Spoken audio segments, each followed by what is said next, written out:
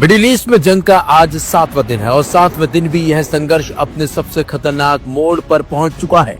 आसमान में मिसाइलों की गर्जना है, ड्रोन की भनभनाहट है और पूरे इलाके में डर का माहौल बना हुआ है।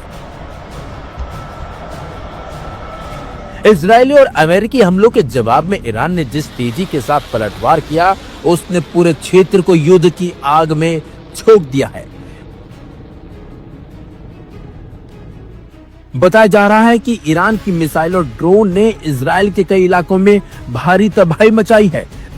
तेल अवीव समेत कई शहरों से विस्फोटों, धुएं और क्षतिग्रस्त इमारतों की तस्वीरें सामने आने लगी हैं।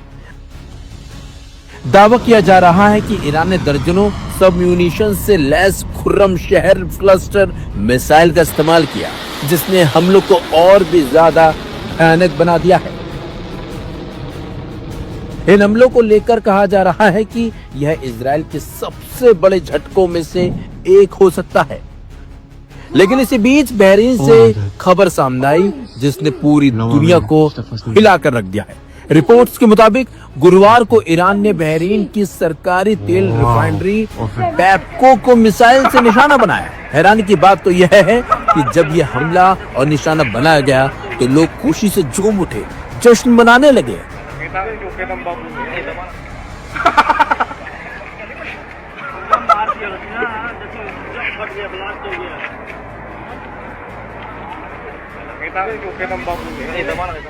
यह रिफाइनरी देश के पूर्वी तट पर स्थित सितरा द्वीप पर स्थित है, जो राजधानी मनामा के दक्षिण में पड़ता है।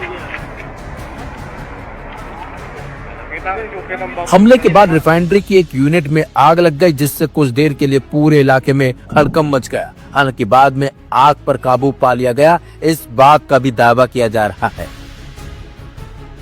बहरीन के राष्ट्रीय संचार केंद्र के मुताबिक फिलहाल रिफाइनरी का संचालन सामान्य रूप से जारी है, लेकिन नुकसान का आकलन किया जा रहा है। यह रिफाइनिंग कॉम्प्लेक्स रोजाना करीब 2,60,000 बैरल तेल प्रोसेस करता है और इसका अधिकांश कच्चा तेल पड़ोसी सऊदी अरब से आता है। यही वजह है कि इसे पूरे गल्फ क्षेत्र की रिफाइनिंग और एक्सपोर्ट चेन का अहम हिस्सा माना जाता है।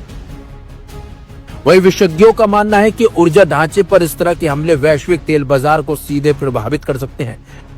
बैपको पर हमले से गल्फ क्षेत्र में ऊर्जा आपूर्ति को लेकर जोखिम बढ़ गया है। अगर तनाव इसी तरह बढ़ता रहा तो ब्रेंट क्रूड की कीमतों में उछाल आ सकता है, शिपिंग इंश्योरेंस प्रीमियम बढ़ सकते हैं और इसका असर पूरी दुनिया की अर्थव्यवस्था पर पड़ सकता है। भारत जैसे तेल आयात पर निर्भर देशों के लिए यह स्थिति चिंता बढ़ाने वाली मानी जा रही है। इसी बीच खबर है कि बहरीन में 2 होटलों को भी निशाना बनाया गया, जबकि राजधानी मनामा में ड्रोन धमाकों से नुकसान की खबरें सामने आई हैं। वहीं कुवैत में स्थित अली अल सलेम एयरबेस के पास भी विस्फोट और आग लगने की सूचना मिल रही है।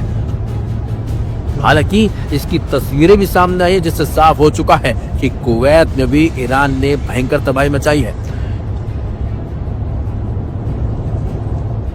तनाव यही नहीं रुका, दुबई से भी बड़े धमाकों की खबरें सामने आई हैं। बताया जा रहा है कि इन हमलों के बाद शहर के कुछ इलाकों में भारी नुकसान हुआ है और हालात को काबू करने की कोशिशें की जा रही हैं। लेकिन अब आपको बता दें, ईरान दुबई पर भी ताबड़तोड़ हमले कर रहा है। कुल मिलाकर मिडिल ईस्ट में युद्ध का 7वां दिन पूरे क्षेत्र के लिए बेहद खतरनाक संकेत लेकर आया है। मिसाइलों और ड्रोन के इस टकराव को न सिर्फ क्षेत्रीय सुरक्षा को हिलाकर रख देने वाला बताया जा रहा है, बल्कि वैश्विक अर्थव्यवस्था, ऊर्जा बाजार, अंतर्राष्ट्रीय राजनीति पर भी गहरे असर की आशंका पैदा इसने कर दी। दुनिया की नजरें अब इस युद्ध पर टिकी है, क्योंकि अगर यह संघर्ष और बढ़ा तो इसके परिणाम बेहद दूरगामी हो सकते हैं। लेकिन आपको बता दें, ईरान ने साफ कर दिया है कि उनका जो दुश्मन है और जिन्होंने दुश्मनों का साथ दिया है, उसे वो बिल्कुल भी छोड़ने के मूड में तो नहीं दिख रहा, और यही अब हो रहा है।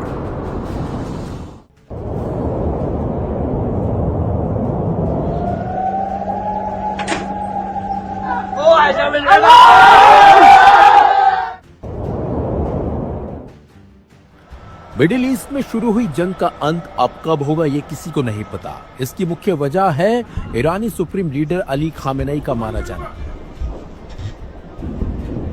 दरअसल इजराइल की ओर से किए गए अटैक में अली खामेनेई की मौत हो गई, जिसके बाद अब ईरान भड़का हुआ है। बल्कि ईरान ने खामेनेई की मौत का बदला लेने का ऐलान भी कर दिया।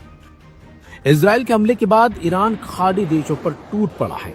एक एक करके ईरान खाड़ी देशों को निशाना भी बना रहा है।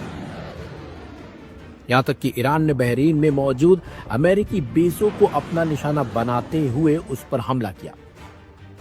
इजराइल और अमेरिकी हमलों का ईरान ने बदला लेने का दरअसल ऐलान भी किया था और अब उसका दावा करना शुरू कर दिया है। ईरान ने करीब 8 देशों में मौजूद अमेरिकी बेस पर हमला किया। इसमें बहरीन के naval base, Qatar, UAE, Saudi Arabia, Israel, Kuwait, Dubai शामिल है।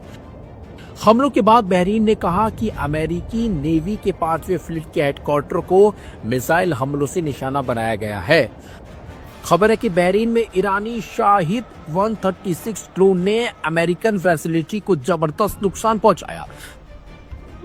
सबसे खास बात तो यह है कि इस हमले के बाद बहरीनी लोग खुशी मनाते नजर आए।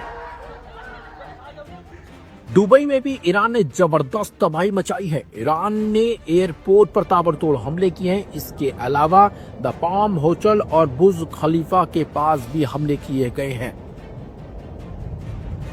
कतर में भी धमाकों की आवाजें सुनाई दी। आपको बता दें, मिडिल ईस्ट के कई देशों में अमेरिकी मिलिट्री ने अपने बेस बनाए हुए हैं, जहां पर बड़ी संख्या में सैनिकों और हथियारों की तैनाती मौजूद है। इससे पहले अमेरिका और इजराइल ने शनिवार को पूरे ईरान में टारगेट करते हुए एक बड़ा हमला किया था। अमेरिकी राष्ट्रपति डोनाल्ड ट्रंप ने ईरानी लोगों से अपनी सरकार पर कब्जा करने की अपील की थी।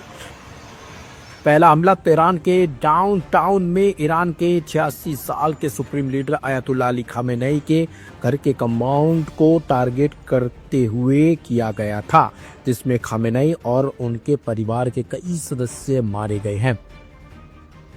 लेकिन इस हमले के बाद अब ईरान ने भी बड़े हमले का ऐलान कर दिया है और अब ईरान बदला भी ले रहा है। तमाम जो खाड़ी देश है उन पर ईरान ने ताबड़तोड़ हमले किए हैं, लेकिन सबसे ज्यादा जो जोरदार हमला हुआ है वो दुबई में हुआ है। दुबई के एयरपोर्ट, होटल्स पर ईरानी मिसाइल दागी गई हैं।